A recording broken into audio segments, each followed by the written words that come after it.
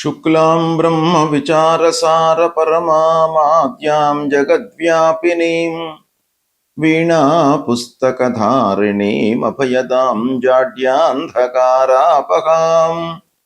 హస్తే స్ఫాటికమాలికాం విదదతీం పద్మాసనే సంస్థితాం వందే తాం పరమేశ్వరీం భగవతీం బుద్ధిప్రదాం శారదాం. శ్రీ మహాగణాధిపతయే నమః. శ్రీ మహాసరస్వత్యై నమః. శ్రీ గురుభ్యో నమః. శుక్రగోచారము తదనుగుణంగా ద్వాదశ రాసుల వారికి ఫలితాలు ఎలా ఉంటాయి అనేటువంటి విషయము కనుక చూసినట్టయితే, శుక్రుడు 1 ఆగస్టు నుండి 2 సెప్టెంబర్ మధ్యకాలంలో కన్యా రాశిలో సంచారం చేస్తూ ఉన్నాడు. కన్యా రాశి శుక్రుడికి నీచ స్థానం అవుతుంది. అయితే కన్యా రాశి అధిపతి బుధుడు, శుక్రుడికి బుధుడు మిత్రగ్రహము గనక, అంటే మిత్రుని క్షేత్రంలో నీచ స్థానంలో సంచారం చేస్తూ ఉన్నాడు. అంటే నీచ స్థానం మూలకంగా కలిగేటువంటి దుష్ప్రభావము మిత్రక్షేత్రము మూలకంగా అది మనకు కాంపెన్సేట్ అయ్యి మధ్యస్థమైనటువంటి ఫలితాలు శుక్రుడి మూలకంగా కలిగే సూచనలు బాగా ఉన్నాయి. అయితే శుక్రుడు చాలా ప్రధానమైనటువంటి గ్రహం. శుక్రుడు ఎన్నో విషయాలపై ప్రభావాన్ని చూయిస్తాడు. ముఖ్యంగా శుక్రుడు దాంపత్యం పైన, సుఖము, వాహనాలపైన, వస్త్రాలు, ఆభరణాలు కొనుగోలు, సుగంధ ద్రవ్యాలు, సంగీతము, సాహిత్యము, చతుషష్ఠి కళలపైన, విలాసవంతమైనటువంటి వస్తువులను కొనుగోలు చేయడము, విలాసవంతమైనటువంటి జీవితాన్ని గడపడము, సౌందర్యానికి, ఐశ్వర్యానికి, శృంగారానికి, సమస్త భోగ భాగ్యాలకు కూడాను కారకుడు శుక్రుడు. అలాంటి శుక్రుడి యొక్క స్థితి, సంచారము ఏ స్థానాలలో జరుగుతుంది అనేటువంటిది చాలా ప్రధానమైనటువంటి అంశము. శుక్ర బలము స్త్రీణాం శ్రేష్టం అని శాస్త్రం చెబుతోంది. ముఖ్యంగా శుక్రుడు మంచి స్థానాలలో సంచరిస్తున్న సమయంలో మనకు సుఖ సౌఖ్యాలు కలుగుతాయి. పుట్టిన సమయం లోపల కూడాను శుక్రుడి యొక్క స్థితి అనుకూలంగా ఉన్నట్టయితే వాళ్ళ యొక్క జీవనము సుఖమయంగా కొనసాగుతుంది అని మనకు జ్యోతిష్ శాస్త్రం చెబుతోంది. కనుక శుక్రుడి యొక్క సంచారానికి అత్యంత ప్రాధాన్యత ఉంది.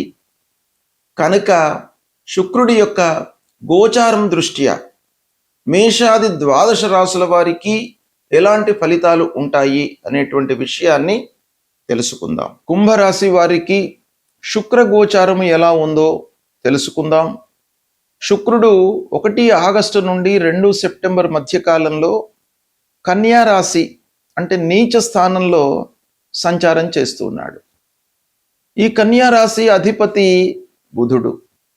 శుక్రుడు, బుధుడు మిత్రగ్రహాలు, అంటే మిత్రుని యొక్క స్థానం లోపల సంచారం చేస్తూ ఉన్నాడు. ఇక కుంభరాశి అధిపతి శని. శనీశ్వరుడికి శుక్రుడు మిత్రుడు, శుక్రుడికి బుధుడు మిత్రుడు. కాబట్టి ఈ కాంబినేషన్ మూలకంగా శుక్రుడి యొక్క సంచారము కుంభరాశి వారికి బాగా కలిసి వచ్చే సూచనలు ఉన్నాయి. అందున గోచార రీత్యా కన్యా రాశిలో సంచారం అంటే కుంభరాశి వారికి అష్టమ స్థానం అవుతుంది. అష్టమ స్థానము ప్రత్యేకంగా శుక్రుడికి శుభప్రదమైనటువంటి స్థానంగా శాస్త్రం చెప్పింది కనుక అష్టమ స్థానము ఆకస్మికమైనటువంటి ఇబ్బందులను ఇచ్చేటువంటి స్థానం. కానీ గోచార రీత్యా శుభస్థానంగా చెప్పబడింది గనక కొన్ని విషయాలలో ఆలస్యము, ఆటంకాలు జరిగినప్పటికీ ఫలితము మీకు అనుకూలంగా చివరిగా చెందేటువంటి అవకాశము ఉంది. ఇకపోతే ఆరోగ్యము, ఆర్థిక పరమైనటువంటి వ్యవహారాలలో మట్టుకు కొంత జాగ్రత్తగా ఉండండి. ఎందుకంటే శుక్రుడి యొక్క సప్తమ దృష్టి ధనస్థానం పైన ఉంది. కాబట్టి ధన ప్రాప్తి లోపల, అంటే మీ చేతికి డబ్బు అందడం లోపల కొంత ఆలస్యం జరిగే సూచనలు ఉన్నాయి. పాత సమస్యలు మట్టుకు పరిష్కరింపబడతాయి. ఆరోగ్య విషయం లోపల కొంత జాగ్రత్తలు తీసుకోండి. వారసత్వంగా మీకు రావాల్సినటువంటి ఆస్తులు మీకు చేతికి అందడంలో కొంత పురోగతి కనబడుతుంది ఈ సమయం లోపల. కోర్టు వ్యవహారాల మూలకంగా కానివ్వండి, లేదా చర్చల మూలకంగా కానివ్వండి, లేదా అన్యోన్యత అన్నదమ్ముల మధ్యన కానివ్వండి, పాలివాళ్లతో కానివ్వండి, ఒక సుహృద్భావ వాతావరణం పెరగడం మూలకంగా ఆస్తుల విషయంలో ఒక పరిష్కారం లభించే సమయం ఇది. ఇక వ్యాపారం చేస్తున్నటువంటి వాళ్లకు ముఖ్యంగా ఈ సమయంలో పోటీతత్వం పెరుగుతుంది. అంటే మీరు చేస్తున్నటువంటి వ్యాపారమే వేరే వాళ్ళు కూడాను చేయడానికి ముందుకు రావడము, తద్వారా మీకు ఒక సమాజంలో మార్కెట్ లోపల ఒక పోటీతత్వం అనేటువంటిది ఏర్పడే సూచనలు ఉన్నాయి. తద్వారా మీరు చేస్తున్నటువంటి వ్యాపారంలో కొంత అన్సర్టనిటీ కలిగే సూచనలు ఉన్నాయి. ఇక ఉద్యోగం చేస్తున్నటువంటి వారికి ఆఫీసులో చాలా సహనము, ఓపిక, అధికారులతో సంయమనంతో ఉండడము, స్నేహపూర్వకాన్ని వాతావరణాన్ని పెంచుకోవడము, తోటి ఉద్యోగస్తులతో మీరు సమయాన్ని గడపడము, ఇలాంటివి చాలా చేయవలసినటువంటి ఆగత్యం ఏర్పడుతుంది. ఇక భార్య ఆరోగ్యం పైన, భార్య భర్త ఆరోగ్యం పైన మీరు ఈ సమయం లోపల కొంత శ్రద్ధ వహించాలి. అనవసరమైనటువంటి అప్పులు చేయకుండా ఉండడం చాలా మంచిది. ఇకపోతే రీసెర్చ్ రంగంలో ఉన్నటువంటి వాళ్ళకి, టెక్నికల్ ఎడ్యుకేషన్లో ఉన్నటువంటి వాళ్ళకి, టెక్నికల్ రంగంలో ఉన్నటువంటి వాళ్లకు బాగా అనుకూలంగా ఉంది ఈ సమయము. అయితే వర్క్ లోడ్ పెరుగుతుంది కాబట్టి మానసికంగా మీరు ప్రెషర్కు గురి అయ్యే సూచనలు కనబడుతున్నాయి. ఓవరాల్గా చూసినట్టయితే కుంభరాశి వారికి ఈ శుక్రుడి యొక్క సంచారం మూలకంగా కొన్ని మంచి పనులు కనబడుతున్నాయి. కాబట్టి దాన్ని సద్వినియోగపరచుకోండి. మిగతా గ్రహాల మూలకంగా ఇబ్బందులు ఉన్నప్పటికీ శుక్రుడు కొన్ని విషయాలలో మిమ్మల్ని సంతృప్తి పరుస్తాడు. సంతోషంగా ఉండడానికై కారకుడు కాబట్టి ఎన్ని ఇబ్బందులు ఉన్నప్పటికీ మీరు సంతోషంతో, సంయమనంతో ఉండడానికై శుక్రుడు మిమ్మల్ని ప్రోత్సహిస్తాడు గనక దీన్ని సద్వినియోగపరచుకోండి. శుక్రుడు ప్రతికూలంగా సంచరిస్తున్నటువంటి సమయంలో తప్పకుండా మనము పరిహారాలు చేసుకోవాలి. శుక్రుడి యొక్క అనుగ్రహం కొరకై మహాలక్ష్మి అమ్మవారిని మనము పూజించడము చాలా శ్రేష్టం.